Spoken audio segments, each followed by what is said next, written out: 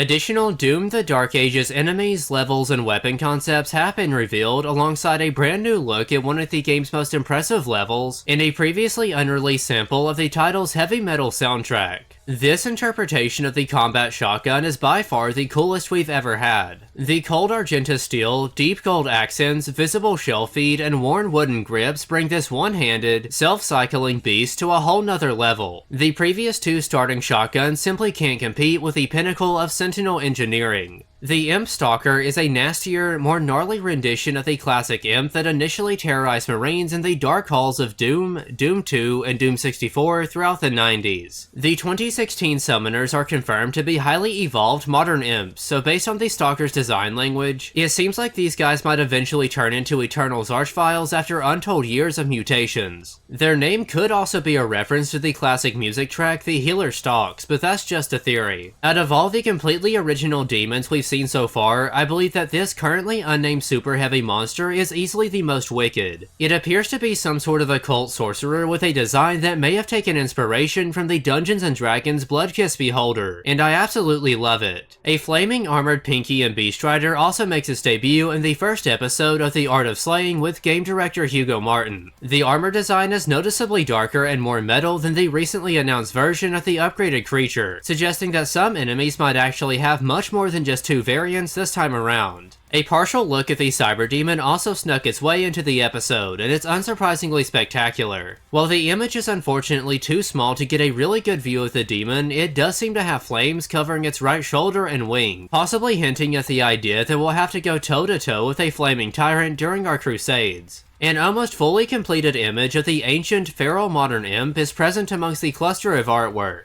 If I'm not mistaken, this is only the third imp concept that's been released in nearly a decade, which is interesting since most monsters have countless unused iterations that can be found across artist portfolios and official materials. The super heavy lizard creature that has yet to be fully revealed does pop up for a brief moment, although most of its body is either incredibly blurry, completely out of frame, or covered by a logo. An organic Hellfighter pod is featured multiple times throughout the episode, first as a standalone piece and then as a background element throughout several environmental scenes. A remarkable concept of the Doomslayer and his cyberdragon named Surat was also posted alongside The Art of Slaying. This specific artwork was created by Emerson Tung, and the rest of the designs included in today's video were made by Ethan Evans, Colin Geller, Nathan Elmer, Olympia Sweetman, Alejandro Mirabel, and William Bao. An assortment of level concepts features a handful of new mission areas, including a better look at the factory where the Slayer's mech is being assembled, burning Sentinel cities and elaborate complexes that undoubtedly serve a greater purpose, a glimpse at what appears to be the front gate of Doom Eternal's Taurus Nabad level, and a massive fortress piercing the skull of a large beast deep within the snowy mountains of Argentinur. Despite the demonic appearance, I believe that these bones belong to a member of the oldest race of complex lifeforms on the planet, who were only referred to as the Ancestrals throughout ancient Argenta lore. Newly released footage showcases the surprising depth of the not-so-lost city of Hebeth.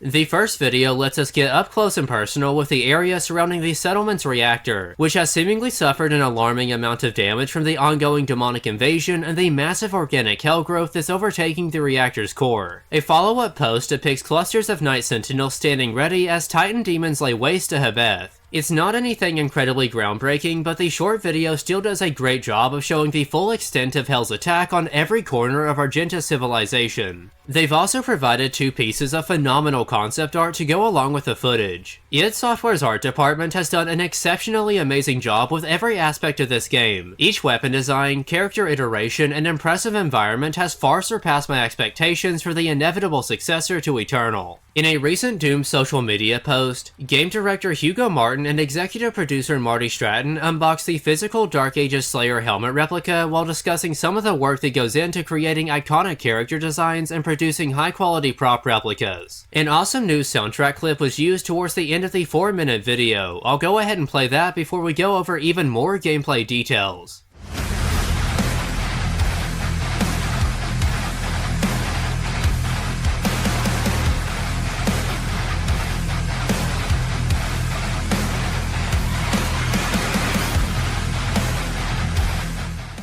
The game's difficulty sliders won't be as one note as some people are expecting. In another episode of Hugo Reacts, it was plainly stated that you can use these sliders to not only make the game easier, but also much more difficult than even the hardest preset option. Playtesters have managed to up the challenge by slowing down the projectile speeds but turning the damage up to the max, allowing them to really lean into the 3D bullet hell vibe that id Software was aiming for when recreating the horizontal feel of classic Doom's combat. The iconic Marauder enemy type will actually be returning in the Dark Ages. Click on the video that's on screen now to learn more. Thank you all so much for watching today's video, I hope you enjoyed it. I do apologize if my voice sounds a little weird throughout this video, I'm kinda sick at the moment and this is straining me a little bit. That's pretty much all that I have for now though. Until next time.